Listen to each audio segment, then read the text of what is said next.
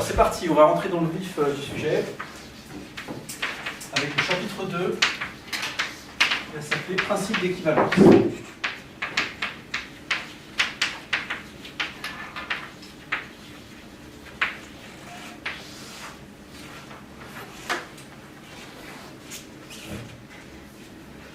Et donc, ce que je vais vous montrer dans ce chapitre-là, c'est sur quoi est-ce qu'on peut se baser, sur quoi s'est basé Einstein pour étendre les lois de la relativité restreinte au cas où il y a de la gravitation. Donc le problème auquel il était confronté, donc, juste pour rappeler ça, il voulait connaître la loi de la gravitation dans un contexte où la relativité restreinte serait appliquée. Donc il veut faire rentrer la gravitation dans la relativité. On pourrait se dire, finalement, un champ en 1 sur R carré, on en connaît déjà un dans la nature, c'est le champ électrique. Le champ électrique dû à une charge ponctuelle, c'est aussi un champ qui est en 1 sur R2, et c'est formellement assez semblable à la loi que je viens d'écrire ici. Or, le champ électrique, lui, il est déjà fondu en quelque sorte dans la relativité restreinte, puisque le champ électrique, c'est une partie d'un objet plus compliqué, qui est le champ électromagnétique, dont les équations satisfont précisément à tous les postulats de la relativité restreinte. Les équations de Maxwell vérifient la relativité restreinte. Donc on peut se dire, le champ électrique, c'est un champ en 1 sur R2 qui a des propriétés qui sont compatibles avec la relativité restreinte. Donc on pourrait se dire, on va faire pareil avec le champ gravitationnel. Et de la même manière qu'on avait un champ E et un champ B en électromagnétisme qui obéissent aux équations de Maxwell qui sont relativistes,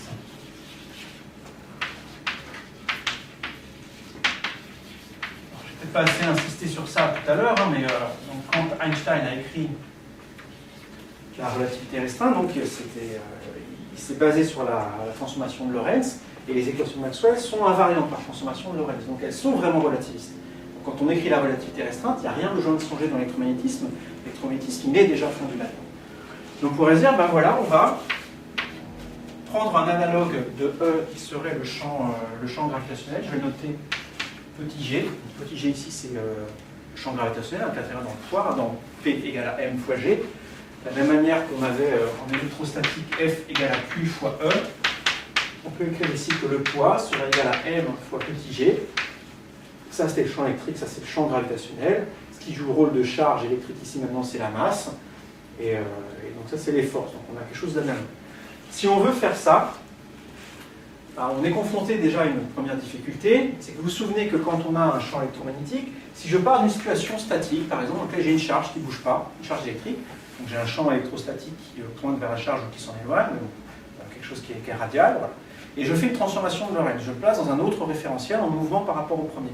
Par exemple, j'observe cette charge en me déplaçant comme ça. Je passe à côté, voilà.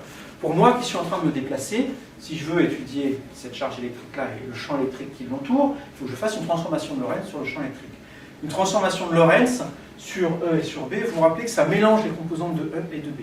Alors je dis vous rappelez, je ne sais pas si vous l'avez vu ça déjà en électromagnétisme, si ce n'est pas le cas, je vous le dis, voilà, une transformation de Lorentz, ça mélange les composantes de ça, et en particulier, si vous êtes en train de vous déplacer, vous voyez, là où il y avait dans le référentiel lié à la charge qu'un champ électrique, et bien vous avez un champ magnétique qui apparaît si vous êtes en train de vous déplacer. Donc le mouvement, ça fait apparaître un champ magnétique. Donc si on veut faire l'analogue de ça, si on veut construire un objet qui soit relativiste et qui décrive le champ gravitationnel, si dans une situation statique, le champ est purement radial comme on a l'habitude autour de la Terre, pour quelqu'un qui est en train de se déplacer, d'après la transformation de Lorentz, il va y avoir une autre composante dans ce champ-là, quelque chose qui va être analogue à B ici, je vais noter G petit b. Et on peut montrer que nécessairement la force gravitationnelle ne sera plus seulement sous cette forme-là, mais elle aura aussi une autre composante. Pour l'électromagnétisme, vous vous rappelez que vous avez quelque chose en QV vectoriel B, c'est la partie champ magnétique de la force électromagnétique, et bien ici, du coup, vous aurez plus M, V, vectoriel GB. C'est-à-dire que la force gravitationnelle, elle doit nécessairement avoir aussi une partie de cette forme-là. Si on veut que ça soit relativiste, on n'y échappe pas, on va voir apparaître des trucs comme ça. Ça a un nom, ce phénomène-là, ça s'appelle le gravitomagnétisme. C'est bizarre a priori comme effet, hein. C'est quelque chose qui vous dit, c'est vraiment lié à la vitesse. Donc si la vitesse est nulle, on ne voit pas cet effet-là. Et si vous lancez un objet dans une certaine direction, ben en fait, vous avez ici un produit vectoriel et ça va faire tourner, ça va dévier finalement la trajectoire de l'objet, suivant ici un champ gravito-magnétique dont les propriétés resteraient à définir, en fait, qui découle naturellement des transformations de Lorentz si on adopte la procédure que je viens de décrire ici. Voilà. Je ne veux pas rentrer dans le détail de ça, je ne veux surtout pas le faire, mais on peut et on tombe sur ça. Il se trouve que, alors ça pourrait être un problème dans le sens où on se dit, ouais, ben ça, on ne l'observe pas dans la nature, donc c'est forcément débile. En fait, il se trouve que ça, on l'observe dans la nature. À l'époque d'Einstein, on ne l'observait pas, mais aujourd'hui, on l'observe. Et ça, c'est quelque chose qui va aussi être prédit par la relativité générale. Si vous avez un champ de gravité, vous avez forcément un champ de ce type-là. Et il y a certains effets qui sont liés à ça. Et cet effet-là, effectivement, a déjà été mis en évidence expérimental. Alors, ceci dit, ça semble une bonne idée de faire ça comme ça, mais il se trouve que ça ne marche pas non plus. On n'obtient pas comme ça les lois de la gravitation dans le monde qui nous entoure. Une des raisons, c'est que autant la loi en 1 sur R carré ici, qui décrit le champ électrique, elle est vraie en toutes circonstances, enfin, quand on fait l'électromagnétisme non quantique, classique, le fait que G soit en 1 sur R2, ça c'est pas vrai. En fait. On est dans un monde où la dépendance radiale du champ gravitationnel, elle n'est pas aussi simple que ça du tout. On le verra ça un petit peu plus tard quand on verra la métrique de Schwarzschild. Mais donc le point de départ lui-même, il est déjà faussé. Donc c'est une bonne idée a priori, mais ça ne marche pas de faire ça comme ça. Donc Einstein pense probablement à tout ça, il essaye, donc il a 10 ans pour faire tout ça. Enfin, il n'y a pas 10 ans quand il fait ça, il met 10 ans pour faire tout ça. Et la manière dont il va s'en sortir, c'est en s'appuyant sur un principe. Il avait déjà fait ça avec la relativité restreinte. Il avait bâti la relativité restreinte autour de l'hypothèse hardie, selon laquelle la vitesse de la lumière est indépendante du référentiel dans lequel on se trouve. C'est une hypothèse, c'est quand même assez fou, sauf que ça paye et que c'est vrai. Là, il va aussi essayer d'aller vraiment au fondement des lois de la gravitation et d'essayer de trouver ce qui est absolument vrai tout le temps et s'appuyer sur ça. Et donc il s'appuie sur ce qu'ils appellent le principe d'équivalence.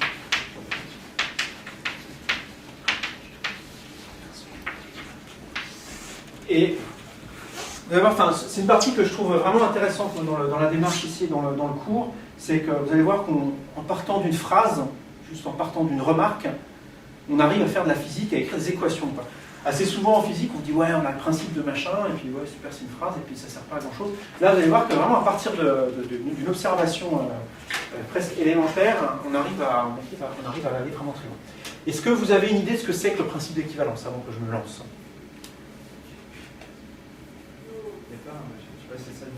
Vas-y. Il y a l'égalité des masses intégrales. Oui, effectivement, c'est une manière de le dire. C'est effectivement le fait que la masse inerte est égale à la masse grave. Donc je vais rappeler ce que c'est que ces machins-là dans 2 minutes. Je vais le faire tout de suite. Quand on fait une expérience de chute, imaginons qu'on soit dans le vide et qu'on fasse une expérience dans laquelle la seule force à laquelle un corps est soumis, c'est son poids.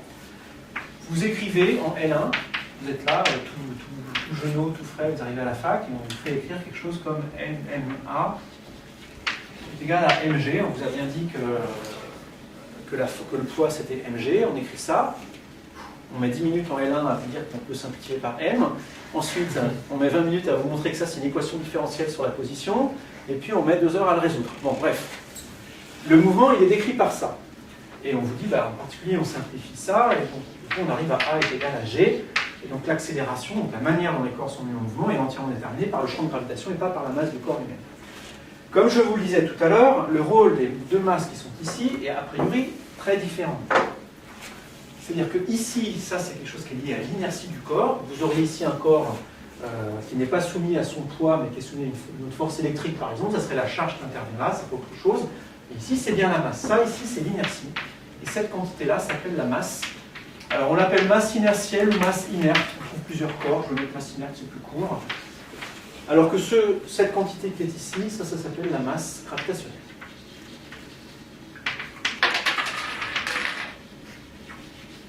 Masse grave. Bon, je vais l'appeler M petit g. Il n'y a pas de raison, a priori, que ces 2 masses soient égales. Mais on peut par contre tester quelque chose qui est relatif à ces grandeurs-là.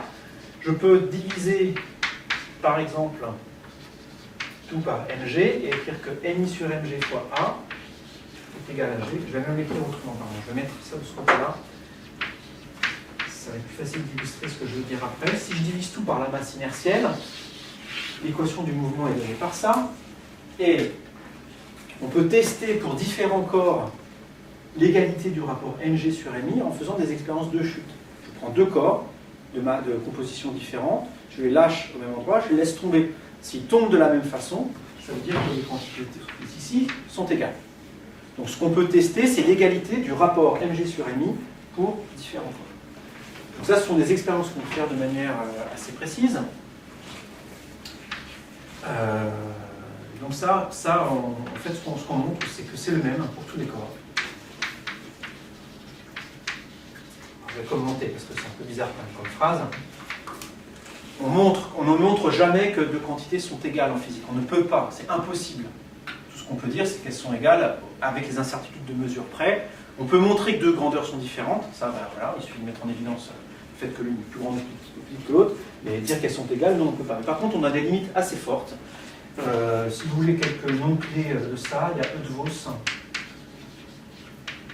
qui dans les années 1890 a montré que ce rapport-là était assez proche de 1, que l'écart entre 1 et cette grandeur-là, c'était de l'ordre de 10-8. Donc avec une partie sur 10 millionièmes, il a montré que cette quantité-là est égale à 1. Eötvös, c'était quelqu'un qui faisait de la géodésie. En fait, lui, son métier, c'était de prendre des pendules, de faire des pendules qui permettaient de mesurer des gradients de champ gravitationnel. Si vous avez des pendules que vous orientez de différentes manières, vous pouvez voir que G ici est un petit peu différent de G ici. Vous savez pourquoi c'est intéressant ça? Ouais. Et pourquoi c'est intéressant de mesurer G? Pour le pétrole, ouais, effectivement, donc pour tout ce qui est prospection minière ou pétrolière, la présence d'une nappe de pétrole sous le sol, ça change G, ça met un gradient de G. Sur G lui-même, c'est pas forcément évident à voir, mais sur le gradient de G, en fait, le gradient de G, c'est une quantité qui est vraiment sensible à ce qu'il y a juste en dessous. On peut faire les normes géologiques aussi. Oui, tout à fait, oui, en géologie, tout ce qui est étude en fait de ce qu'il y a en dessous de la loi. Et donc Eötvös, lui, avait mis au point des gravimètres assez précis, et du coup, il a dû être amené à se poser la question. Alors là, c'est juste la supposition, je ne connais pas l'histoire personnelle de Eötvös, mais ça paraît assez naturel en ayant des gravimètres dans la main de se dire tiens, bah, qu'est-ce qui se passe si je mets du cuivre à la place de l'or ici, et est-ce que les grandeurs qui se simplifient là, si jamais c'est pas les mêmes pour deux matériaux, comment ça va modifier ma mesure de G ou des gradients de G. Donc Eötvös, dès 1890, il montre que ces grandeurs ici sont proches. Il y avait des gens qui avaient, évidemment avant Eötvös, qui avaient mesuré ça, et quand on pense aux expériences de Galilée par exemple, Galilée c'est avant Newton, hein, mais il avait déjà lui remarqué, au moins pensé, que quand on lâchait deux corps de masse différentes, bah, ils tombaient à peu près de la même manière. C'était déjà une première approche de ce genre de remarques. Bon. En tout cas, toutes les expériences qu'on peut faire, qu'on continue à faire aujourd'hui, montrent qu'effectivement ces grandeurs-là sont les mêmes. Et Einstein, lui, il va prendre ça au pied de la lettre et il va dire, bah, en fait, c'est pas seulement que numériquement les deux grandeurs ici sont égales, en fait, ces deux grandeurs, c'est la même chose. La masse gravitationnelle et la masse inertielle, ce sont vraiment c'est deux fois la même quantité, ça apparaît des deux côtés de l'équation ici, mais c'est pour la même raison que ça. Là, vous n'avez rien compris, c'est normal, je reprends. Donc Einstein, lui, ce qu'il va dire, c'est que la grandeur qui est ici et la grandeur qui est ici, ce sont deux aspects d'un même phénomène. Ça, on va le voir tout à l'heure. En fait, on va voir comment est-ce qu'apparaît la masse inerte, en particulier qui est ici, comment elle est reliée à la masse gravitationnelle avec un petit calcul qu'on fera tout à l'heure. Et donc, Einstein part de ça, part du principe d'équivalence, et je vais l'énoncer une autre fois pour toutes, et on va ensuite écrire ses conséquences.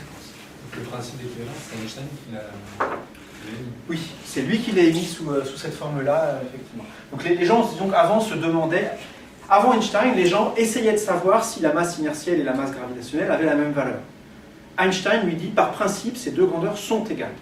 C'est un principe physique, voilà, et on va voir si les conséquences de ce principe sont en accord avec ce qu'on observe autour de nous ou pas, mais c'est le point de départ qui prend. Je vais quand même vous dire autre chose pour préparer l'énoncé que je vais vous dire ici. Donc, si la masse inertielle est égale à la masse gravitationnelle. Si on prend ça comme point de départ, si on admet ça. Donc ça veut dire que quand on fait une expérience de chute libre,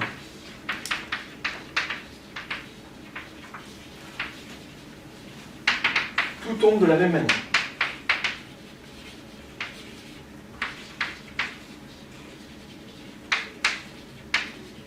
Mais il y a une autre conséquence de ça, qui est reliée à celle-là, mais qui s'exprime un petit peu différemment. Imaginez que vous fassiez de la physique dans un référentiel non galiléen, le référentiel qui est en train de tomber. Donc là, je suis dans cette pièce, je suis dans un référentiel, si on néglige la rotation de la Terre, quand on veut un référentiel galiléen, en général, on prend un référentiel de la pièce, imaginons que ce soit galiléen. Je fais un trou dans le sol, je me jette dans le trou, je me laisse tomber. Je suis en chute par rapport à la pièce, je suis dans un référentiel qui est non galiléen. Vous vous rappelez que dans un référentiel non galiléen, on a l'apparition de forces d'inertie, donc la force de Coriolis, la force d'inertie d'entraînement et tout ça. Dans ce référentiel, en chute libre,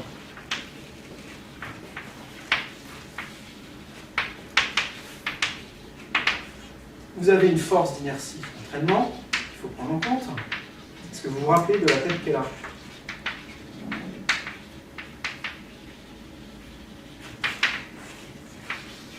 FIE.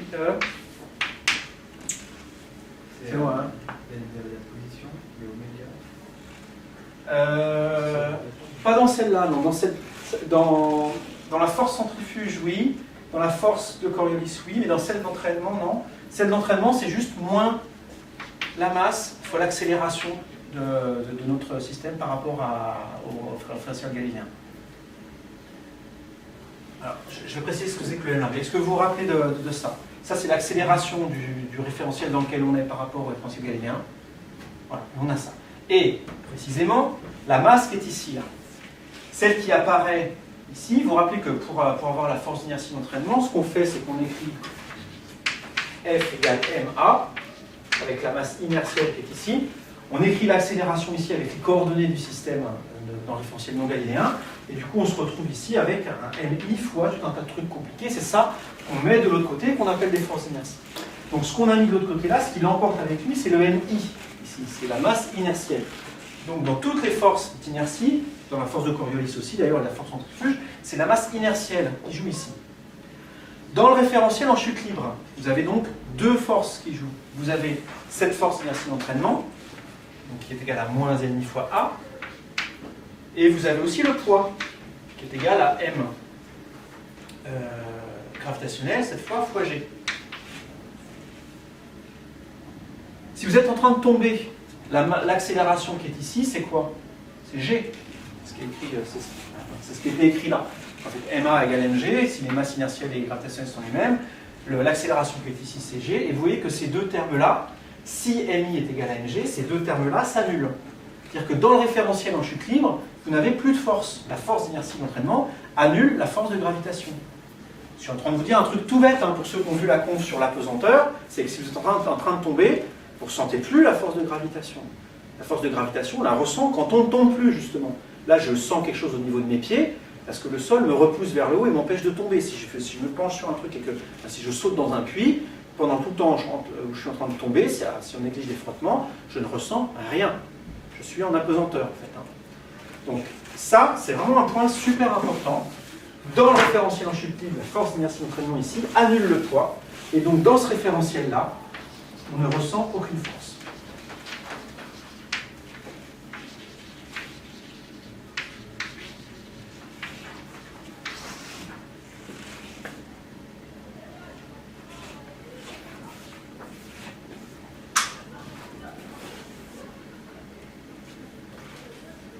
C'est ça qui va servir de point de départ à Einstein pour exprimer le principe d'équivalence. C'est ça qui va avoir des conséquences fortes et surtout qui va permettre de faire de la physique en présence de gravitation. Donc ça, je vais l'écrire sous une forme un peu plus précise. Donc c'est là que j'ai besoin de ma phrase. Donc, ce qu'on appelle le principe d'équivalence, on peut l'énoncer comme ça.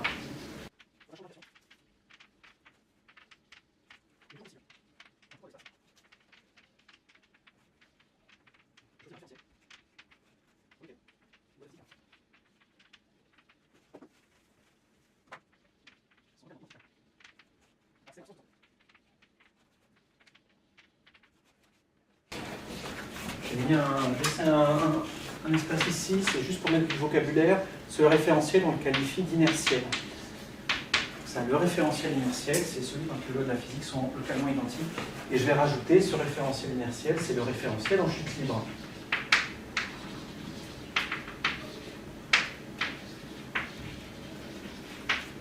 Alors, je peux mettre le référentiel en chute libre parce qu'il y en a plein de référentiels en chute libre.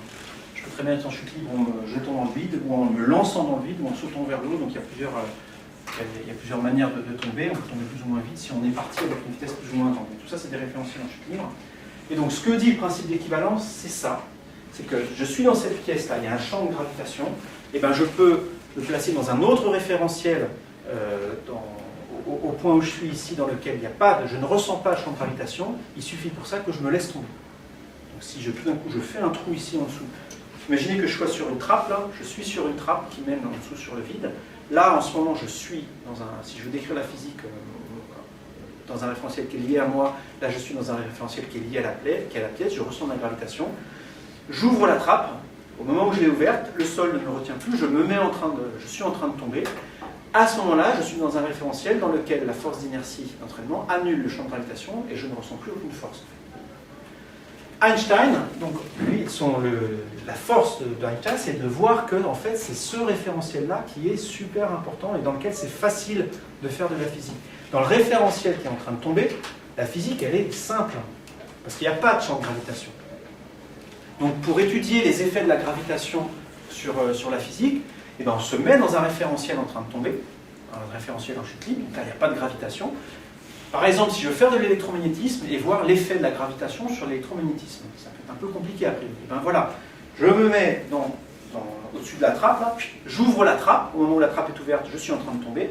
Pendant que je suis en train de tomber, je fais mes expériences d'électromagnétisme, où je décris les lois de l'électromagnétisme dans ce référentiel-là. Et du coup, si je veux savoir les effets de la gravitation, il faut que je passe de ce référentiel naturel, qui est le référentiel inertiel, au référentiel d'étude, qui est le référentiel du laboratoire. Et donc, il faut que je fasse un changement de référentiel entre le référentiel en train de tomber et le référentiel du labo. Le truc, c'est que le référentiel simple, c'est pas le référentiel galiléen dont vous avez l'habitude, c'est pas le référentiel du laboratoire, c'est celui qui est en train de tomber. Pour étudier la physique dans le référentiel du labo, il faut que je l'étudie dans le référentiel en train de tomber, le simple, puis je fais un changement de référentiel vers le référentiel immobile, le labo.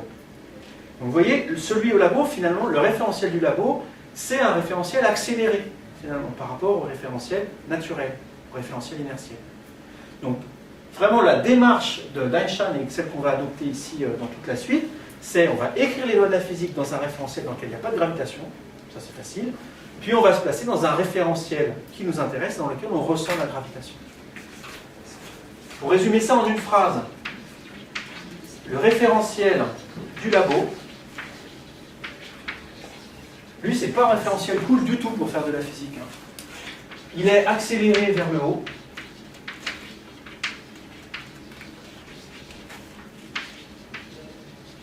Avec une accélération A égale à moins G.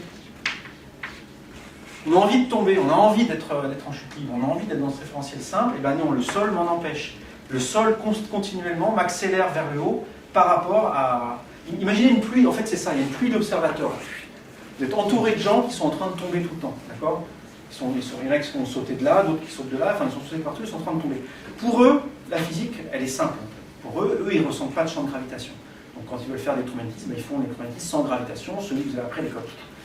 Vous qui êtes là, dans un référentiel différent, vous aimeriez bien être à leur place, mais vous ne pouvez pas. Vous êtes en train d'être remonté par rapport à eux. Si vous pouviez vous mettre du point de vue de tous les gens qui sont en train de tomber, s'ils sont tous sautés de la même hauteur, eux, ils se verraient tous immobiles les uns par rapport aux autres, et ils vous verraient, vous, filer vers le haut avec une accélération moins G. C'est vous l'intrus dans l'histoire. Là, dans cette pièce, l'intrus, c'est nous qui sommes immobiles par rapport au sol. Ce n'est pas une situation naturelle du tout du point de vue de la gravitation. Et bien ce programme-là, on va le mettre en œuvre tout de suite, là, et on va voir ce que ça donne sur l'équation du mouvement. G n'est pas une constante. Vas-y. G n'est pas une constante. Alors, excellente remarque. Je vais pouvoir du coup dire ici tout de suite quelque chose que j'aurais dit après. Il y a un mot important ici. Enfin, tous les mots sont importants, c'est une phrase. Mais le mot qu'est ici, je n'ai pas souligné son importance. les lois sont localement identiques ici à celles de l'absence de pesanteur. Le localement, il est important ici. Ça veut dire que si le champ de gravité est uniforme, effectivement, si on a un champ de gravitation G uniforme, qui est le même partout dans l'espace, si les gens se laissent tomber dans ce référentiel, ils tombent tous de la même façon, et donc tous les gens sont immobiles les uns par rapport aux autres. Si on a un qui regarde autour de lui, il voit tout le monde immobile. Dans la vraie vie, les champs de gravité ne sont pas homogènes, ne sont pas uniformes, ils sont radiaux déjà, qui pointent vers le centre de la Terre. Donc les gens, s'ils se regardent tous, ils vont tous se voir plutôt converger en un même point. Et donc, les gens, quand quelqu'un est en train de tomber qui regarde autour de lui, il ne voit pas des gens immobiles, il voit des gens en train de bouger. Donc ça enlève un petit peu de généralité à ce que je dis ici. Ça, c'est vrai localement, c'est-à-dire au voisinage d'un point, au voisinage de moi qui suis en train de tomber. Si je ne m'explore pas, si je ne vais pas trop loin autour de moi, je vais voir tous les corps en train de tomber en même temps que moi. Si le champ de gravité est inhomogène, quelque chose qui est là-bas soumis à une gravitation qui est par là-bas et celle-là qui est par là-bas, si on est tous en train de tomber, moi je vais voir les objets se rapprocher de moi. Je vais aussi voir d'ailleurs ceux qui sont en haut aller encore plus haut et ceux du bas s'éloigner aussi, parce que le champ de gravité ici est un peu plus faible que celui qui est ici. Donc si je regarde un nuage de trucs qu'on a lâchés autour de moi en même temps que moi, si je regarde ce nuage tomber, si je regarde autour de moi, je vois ceux-là qui se rapprochent et ceux-là qui s'éloignent comme ça. Mais localement, si je ne regarde pas trop loin de moi, cet effet. On donnera un sens précis à ce localement quand on aura les équations sous la main.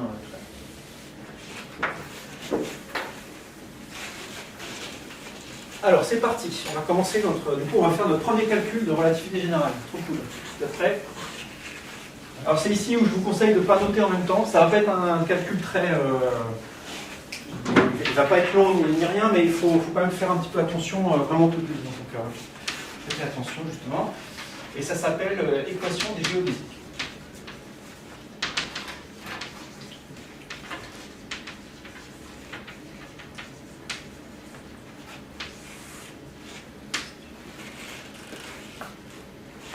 Ce qu'on veut faire, c'est décrire le mouvement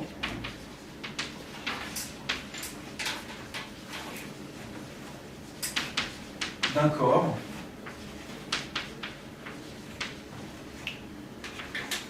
dans une région soumise à un champ de gravité. Typiquement, le référentiel du labo.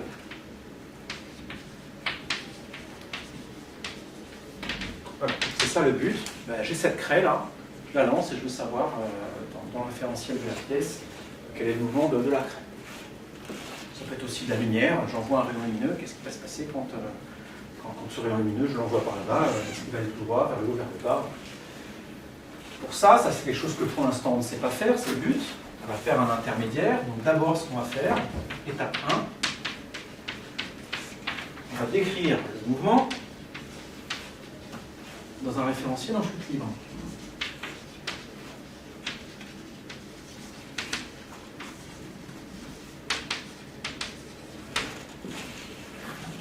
Alors, quand je dis décrire le mouvement, pour l'instant, les exemples que j'ai donnés, je vous ai écrit F égale ma, j'ai fait de la mécanique newtonienne. La relativité générale s'appuie quand même sur la relativité restreinte. Donc ce qu'il faut écrire, c'est le mouvement en relativité restreinte. Alors, je ne sais pas si vous en avez tous fait de la relativité restreinte, d'abord s'il y en a qui n'en ont jamais fait. D'accord? Alors, toi, tu n'en as jamais fait? Ok. Je rappellerai au fur et à mesure les quelques éléments dont on a besoin.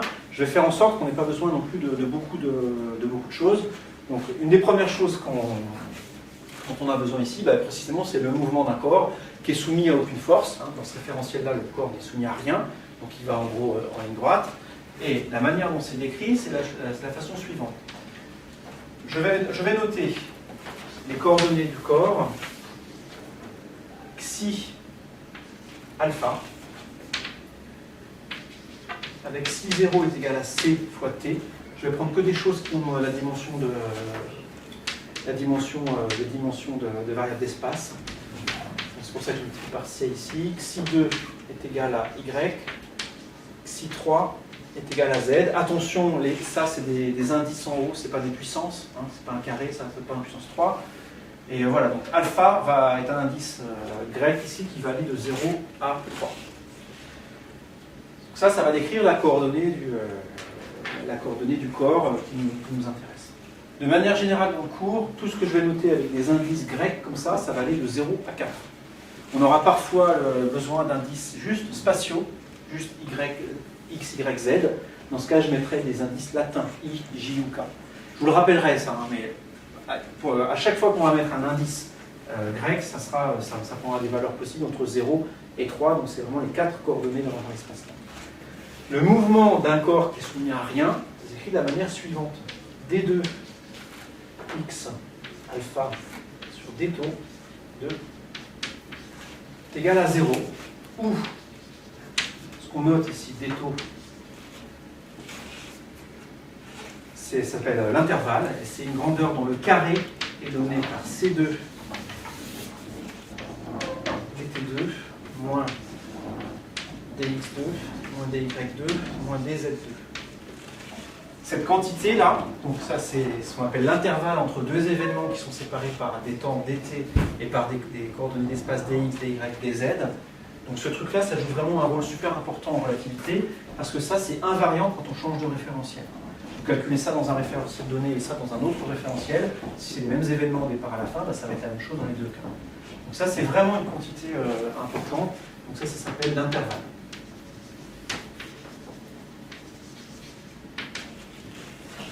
Attention à la notation qui est ici. Ça c'est vraiment un carré. C'est-à-dire que c'est le d taux au carré qui est donné par une somme de carrés. C'est une sorte de Pythagore ici. Hein. Ça, c'est une sorte de Pythagore, c'est une sorte de longueur, sauf qu'il y a des signes ici. On est dans un espace qui a une géométrie différente de celle que vous connaissez. Vous avez la coordonnée de temps qui n'a pas le même signe que celle d'espace. Sinon, c'est vraiment un truc genre Pythagore. Je souligne ça ici, le fait que c'est un carré, parce que ici, ça n'en est pas un, par contre. Ça, c'est vraiment la notation habituelle en maths de la dérivée seconde.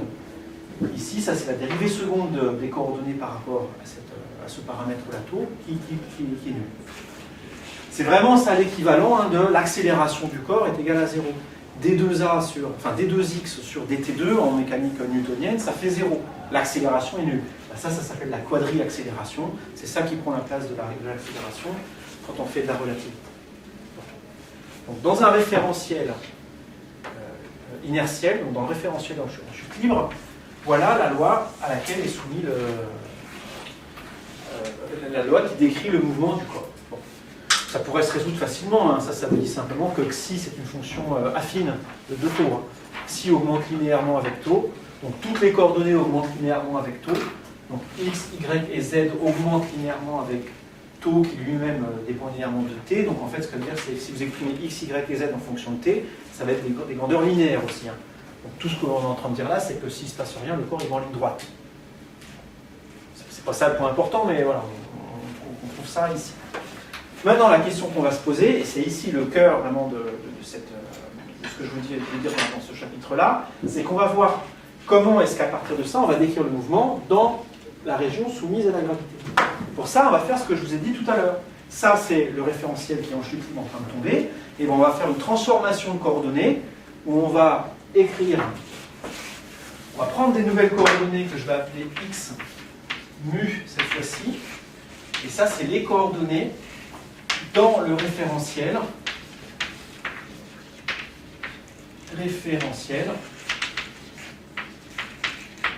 accéléré vers le haut par rapport au référentiel inertiel, c'est-à-dire c'est le référentiel du labo. Donc, on a un référentiel en chute libre en train de tomber là, dans lequel cette loi-là est valide. On fait une transformation de coordonnées, des nouvelles coordonnées accélérées vers le haut, et on va voir comment est-ce que à quelle équation on obéit le x mu qui est ici. C'est ça l'idée.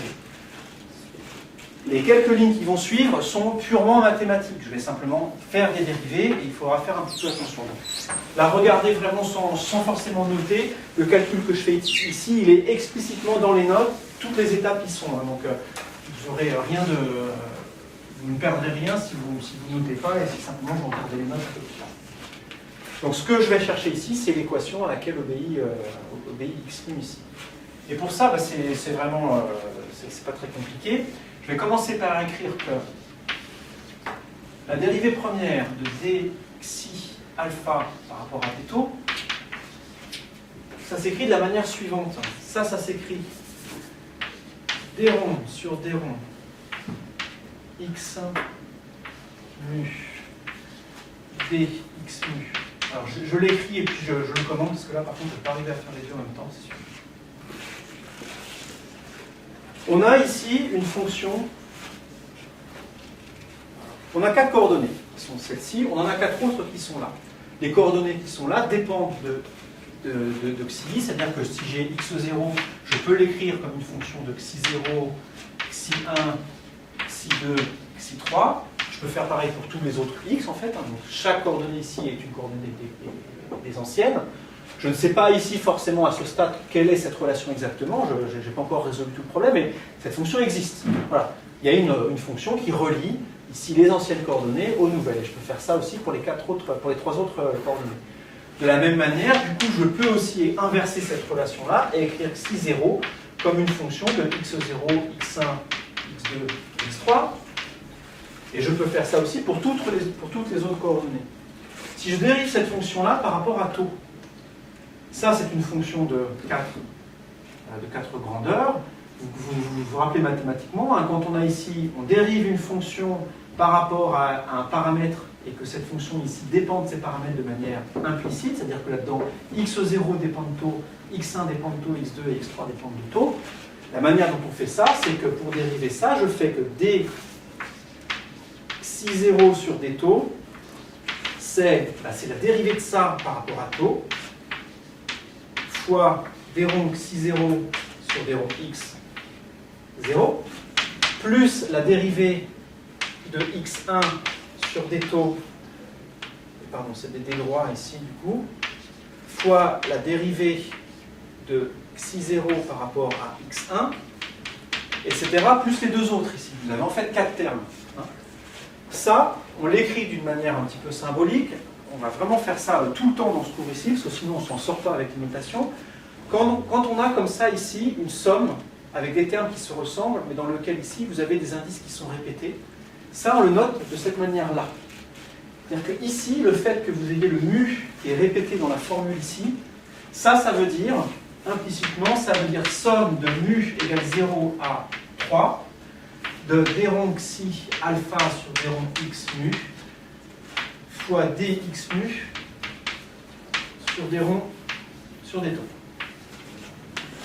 Hein, donc, le fait que ça soit répété ici, on va, de manière implicite, ça veut dire qu'il y a une somme ici. Donc je ne vais pas les écrire, les sommes de ce type-là, à partir de maintenant. Et vous voyez que ça, ce qu'on a écrit ici, c'est exactement ce qui est là. Donc, de manière vraiment purement mathématique, j'ai xi alpha qui est une fonction qui dépend de taux via les variables x, ben, quand je la dérive par rapport à taux, j'obtiens ça. Pourquoi j'ai écrit ça? Parce que ce qui m'intéresse, moi, c'est la dérivée seconde, donc je veux ensuite dériver encore une fois ça par rapport à taux. Donc je vais le faire tout de suite. Ça, je l'efface, on s'en rappelle, ça va faire 0. Et ça, je l'efface aussi. Je veux maintenant dériver ça par rapport à tout. Et le tout, ça va faire 0. Je vous rappelle, parce que la dérivée seconde ici faisait 0, c'est ce que je viens d'effacer ici. Donc 2 dxi alpha sur d taux, et ben c'est parti, je veux dériver tout ça par rapport à taux. Je dérive tout ça, j'ai deux termes. J'ai la dérivée d'un produit, donc j'ai d'abord la dérivée par rapport à taux de ça, fois ça, je l'écris. Xi alpha sur d rond x mu, fois dx mu sur d taux, plus ça, fois la dérivée de ça.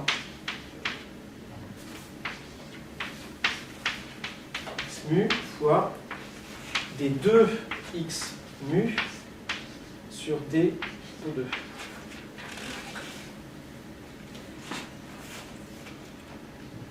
Donc ce terme-là, je vais le laisser comme ça. Celui-là, je vais le transformer un petit peu, puisque de la même façon que tout à l'heure, la dérivée par rapport à taux, ça c'est aussi une grandeur qui dépend de x0, x1, x2, x3. Donc je vais faire comme tout à l'heure ça. Je vais passer par la dérivée par rapport à x. C'est-à-dire que ça s'écrit comme d de, c'est parti,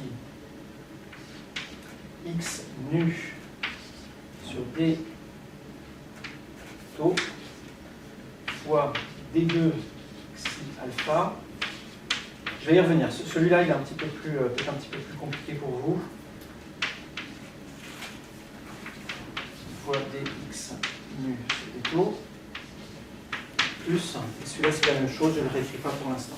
Donc ce que j'ai fait ici, hein, c'est que j'ai dit que la dérivée par rapport à taux, c'est la somme des dérivés par rapport à x, ici x nu, et x nu par rapport à des taux. En fait, ce que j'ai réutilisé, c'est que c'est d sur des taux de quelque chose, c'est égal à d de, j'ai pris x ici, x nu sur des taux, fois d rond sur d rond x nu, de la même chose. Dérivé par rapport à taux d'une grandeur qui dépend implicitement de taux via les variables internes peuvent aussi s'écrire sous cette forme-là, et c'est exactement ça que j'ai appliqué ici. Pourquoi est-ce que ça c'est intéressant? Là on a l'impression qu'on complique, on a des expressions de plus en plus compliquées, on ne voit pas trop où on va. En fait, je vous rappelle que ce qu'on cherche, lui je le réécris pour l'avoir sous les yeux, x nu, et ici c'est dx nu sur d taux 2. On veut la loi à laquelle obéit x mu ici, la loi du mouvement de ça. Donc en fait, on veut savoir comment est-ce que x mu évolue au cours du temps. Donc ce qu'on va faire, c'est écrire la dérivée seconde ici dx mu sur d taux 2 en fonction de quelque chose d'autre pour avoir quelque chose qui ressemble le plus possible à la loi qu'on avait en l'absence de pesanteur. En l'absence de pesanteur, on avait que la dérivée seconde des coordonnées était nulle. Et ici, la dérivée seconde des coordonnées va être égale à autre chose, et c'est ça qui nous intéresse, c'est cette autre chose-là. Et pour ça, il y a une dernière manipulation à faire ici pour arriver juste à isoler ce terme-là. Donc là, je vais la faire directement au tableau sans ajouter une ligne pour l'instant. La grandeur qui est ici, je vais la multiplier par... Et je vais la multiplier par quoi? Par d rond x mu, d rond x bêta sur d rond x sur d rond xi alpha. Ok? Alors ici, prêtez bien attention ici aussi. Ça, c'est une grandeur, c'est dérivé d'une coordonnée par rapport à une autre. Je multiplie les deux termes de l'équation par ça, donc je vais aussi le rajouter de ce côté-là. Je vais rajouter la même chose. Hein. D rond de x bêta sur d rond de xi alpha.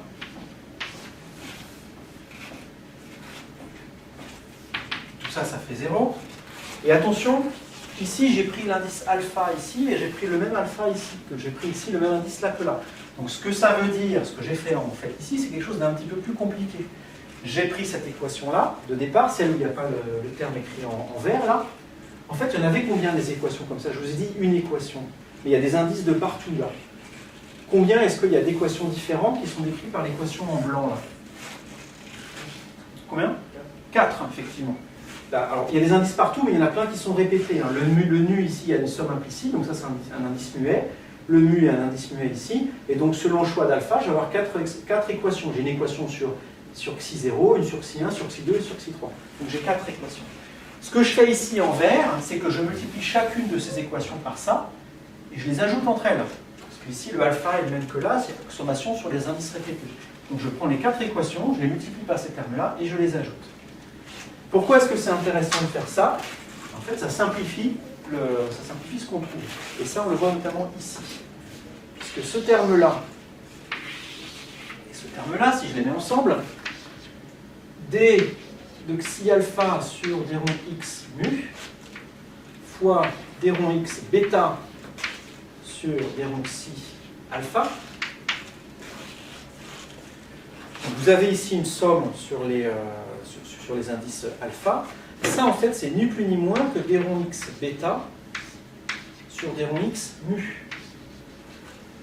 Puisque si je vous avais juste demandé de calculer ça comme ça, et de le faire de manière un petit peu bête, dire je vous ai dit j'ai une fonction x bêta et je voudrais dériver ça par rapport à x mu, mais en sachant que les x bêta dépendent eux-mêmes de xi. Et bien vous auriez dit que vous avez la dérivée des x bêta par rapport aux différents xi, que vous dérivez ensuite eux-mêmes par rapport au x. C'est-à-dire que vous auriez utilisé une équation qui est vraiment la même que celle-là. Donc en fait, ça se simplifie en ça. Et il se trouve que cette expression-là, elle est vraiment extrêmement simple. Puisque les dérivées partielles, ça vous dit que les dérivées sont nulles quand une variable n'est pas égale à l'autre. Si ici je prends un bêta, par exemple bêta qui vaut 0 et puis mu qui vaut 1, bêta qui vaut 0, ça veut dire qu'ici ce serait une coordonnée temporelle, vous auriez démonté sur des ronds ici x. ça vaut 0.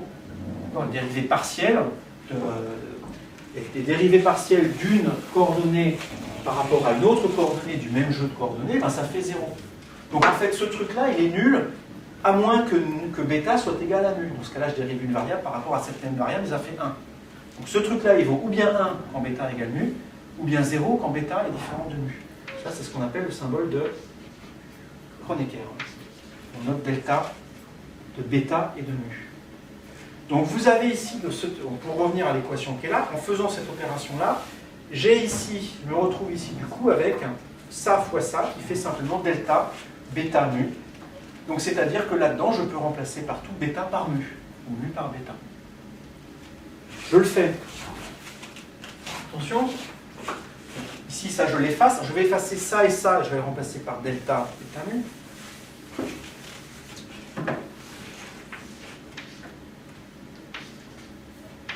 Voilà.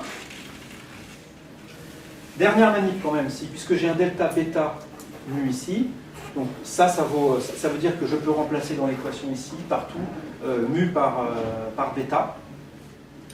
Ben, je vais le faire ici. Donc le mu qui est ici, je vais le remplacer par bêta. Alors faites attention ici à quelque chose. Il y a plusieurs difficultés dans ce genre de calcul, mais un des trucs sur lesquels on peut se tromper, c'est dans les indices muets ou pas muets. Ici, là, le mu qui était ici, c'était un indice qui était tout seul, donc il n'était vraiment pas muet.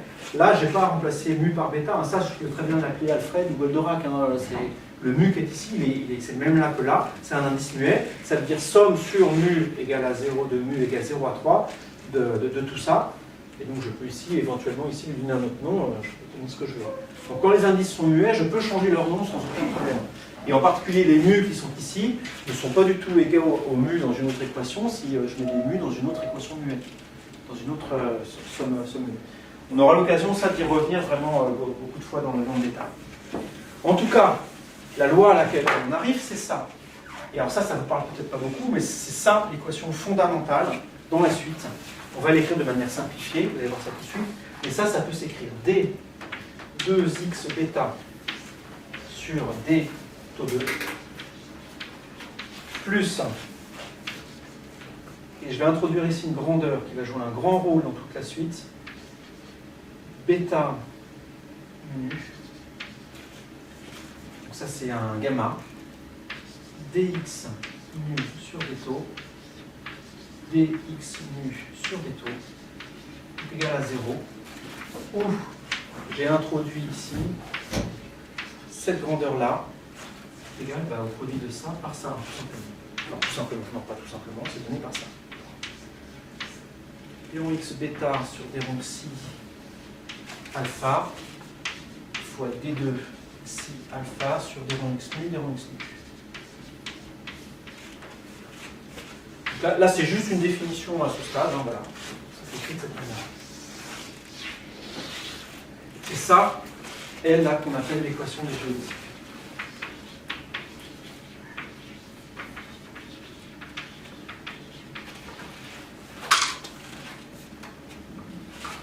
Pourquoi est-ce qu'elle est importante? Vous voyez qu'elle vous dit que la dérivée seconde des coordonnées, ici dans le référentiel accéléré, n'est plus nulle. On n'a plus d2x bêta sur d2 ou 2 égale à 0, comme on avait pour l'exi. C'est pas nul, c'est égal à moins ça. Ça, c'est quelque chose que vous avez déjà rencontré, en fait. Ça, c'est exactement de cette manière-là que les forces d'inertie apparaissent en mécanique. Vous êtes dans un référentiel galiléen, vous passez dans un référentiel tournant, par exemple, et bien voilà, le fait que vous avez des coordonnées tournantes, ça vous introduit un nouveau terme, et vous dites, ce nouveau terme, je vais le placer du côté des forces, et du coup, cette équation-là, je vais le faire juste, disons furtivement ici, puis je vais le remettre dans l'état où c'était, mais pour l'instant, voilà, je le passe de l'autre côté du signe égal. L'équation qui est là vous dit la quadri-accélération est égale à quelque chose, du coup, ça c'est égal à des forces. Hein, la relation fondamentale de la dynamique en relativité vous dit que la quadri-accélération est égale à quelque chose qui est analogue à des forces. Voilà, ça c'est l'équivalent des forces d'inertie en relativité. On passe dans un référentiel qui est accéléré par rapport à celui de départ, et bien on a des forces qui apparaissent. Vous voyez que c'est pas du tout anodin ce qu'on voit ici. Hein. Vous voyez, vous avez les vitesses qui interviennent par exemple. Si mu et nu sont des coordonnées d'espace, ça ça ressemble pas mal à une vitesse, ça aussi, et vous avez du coup des forces d'inertie qui font intervenir la vitesse. C'est le cas en mécanique d'habitude, un Coriolis fait intervenir la vitesse par exemple. Bon, bah, c'est le cas ici aussi. Et surtout, donc, ce que vous dit cette équation-là, de manière encore plus forte, je vous rappelle que les x nu qui sont ici, ce sont les coordonnées dans le référentiel du laboratoire. Donc c'est là, nous on est soumis à la gravitation, et dans le référentiel du laboratoire, ma coordonnée à moi obéit à cette équation-là. Du coup, je suis soumis à quelle force? Je suis soumis à la force de la Terre. Il y a la Terre qui m'attire, je suis soumis à la gravité. Ben voilà, elle est là. Ça, c'est la force gravitationnelle. Le terme de droite de cette équation vous donne la force gravitationnelle.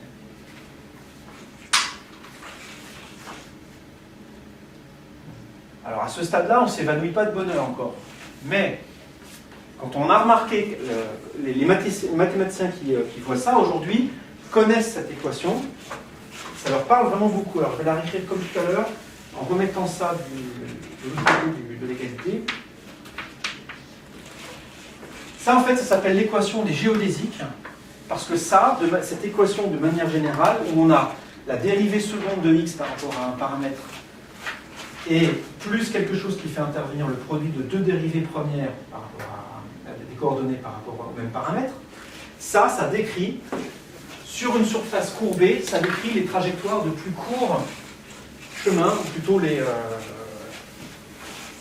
chemins qui sont stationnaires, en fait. Je vais redire un mot aussi sur ce que ça veut dire stationnaire. Mais ça décrit sur une surface quelconque. Alors ça, c'est censé être en 3 dimensions, c'est une patate. D'accord ? Une patate qui est ici, j'ai un point A qui est ici, j'ai un point B qui est ici. J'ai tout un tas de chemins qui peuvent aller de A à B. Ces chemins, je les décris par un paramètre qui me dit comment est-ce que le chemin peut être déformé. Donc ça serait le chemin initial. Et puis j'ai une courbe que j'ajoute avec un paramètre qui peut être par exemple petit. Et ça ajoute une perturbation ici qui peut être de ce côté-là ou de ce côté-là. La courbe pour laquelle la longueur ici entre A et B, la distance entre A et B est stationnaire, donc pour laquelle la dérivée par rapport au paramètre est nulle. Ici, ça va correspondre aux chemins qui sont les plus courts en particulier. Et ben, ils sont décrits par cette équation-là en fait. Donc, sur des surfaces courbes, quand on veut savoir quels sont les chemins les plus courts ou aussi les plus longs, en fait c'est les chemins extrémaux ou de manière générale les chemins stationnaires. Quand on veut décrire les chemins stationnaires sur une courbe, on tombe sur ça. Et les chemins stationnaires, en maths, ça s'appelle des géodésiques. Sur la Terre, la géodésique entre deux points, c'est la trajectoire que suit un avion. Si vous faites Paris-Los Angeles, vous ne suivez pas un parallèle, vous ne suivez pas un méridien, vous suivez une courbe bizarre. Vous passez pas très loin du Groenland, des fois on voit le Groenland, même si voilà. En particulier si vous allez au Canada, vous survolez quasiment le Groenland. Sur la carte, on se demande pourquoi. Si vous prenez une planisphère, si vous prenez un globe terrestre, vous comprenez tout de suite. C'est la courbe, vraiment la trajectoire la plus courte entre les deux points, elle passe par là. Ça, c'est décrit par cette équation. Donc, la manip qu'on a faite ici de passer du référentiel inertiel au référentiel du laboratoire nous mène à une équation ici qui donne directement l'équation des géodésiques. Et ça, du coup, ça donne une interprétation de la gravitation en termes d'espace-temps courbé. C'est-à-dire qu'on reviendra là-dessus. Et cette équation nous dit, si on décrit les trajectoires des corps comme des géodésiques dans un espace qui est courbé, la manière dont c'est courbé, ça va être codé là-dedans d'ailleurs. Et voilà, ça décrit la force gravitationnelle. La force gravitationnelle, c'est ça. Donc en fait, ça va être un effet purement géométrique. Je vais vous illustrer ça avec un petit dessin et puis on s'arrêtera là pour cette deuxième partie. Pourquoi est-ce que de la courbure sur une surface, ça peut être assimilé à une force? Imaginez la situation suivante. Imaginez que vous êtes sur l'équateur. Ici, ça c'est la Terre, vous êtes sur l'équateur et puis vous partez tous les deux, vous avez quelqu'un qui est à 10 mètres de vous et vous dites, on va tous les deux dans la même direction. Dans la même direction, c'est vraiment, je prends une équerre, puis je prends une règle comme ça qui va de moi vers l'autre gars, je prends une équerre, puis je me dis voilà, ça c'est la direction dans laquelle je vais, puis je glisse l'équerre le long de la règle, je fais pareil là, donc on a bien au départ sur le sol deux droites qui sont parallèles. Et ensuite on va marcher tous les deux dans la direction qu'on vient d'indiquer. Ça, c'est facile à faire. Hein. On a une règle, et puis on fait suivre, on allonge la règle, enfin, on déplace la règle le long d'elle-même au fur et à mesure qu'on avance. Ça, c'est quelque chose qu'on peut faire sans ambiguïté. On marche comme ça en mettant ses pieds devant. Hein. Donc on va en ligne droite. Si les gens font ça ici sur une surface de ce type-là, qu'est-ce qui se passe? Pouf, ils se rencontrent au niveau des pingouins là. Et ils sont tous les deux partis de manière parallèle. Ils ont tous les deux suivi une ligne droite, et pourtant ils arrivent à se croiser à un moment donné. Donc si eux, s'ils sont sur Terre là, et on regarde pas trop l'horizon, on ne voit pas que la Terre est quelque chose de sphérique, si on se dit qu'on est sur une surface plane, les gens vont interpréter ça en se disant, il y a quelque chose qui nous a attirés l'un vers l'autre.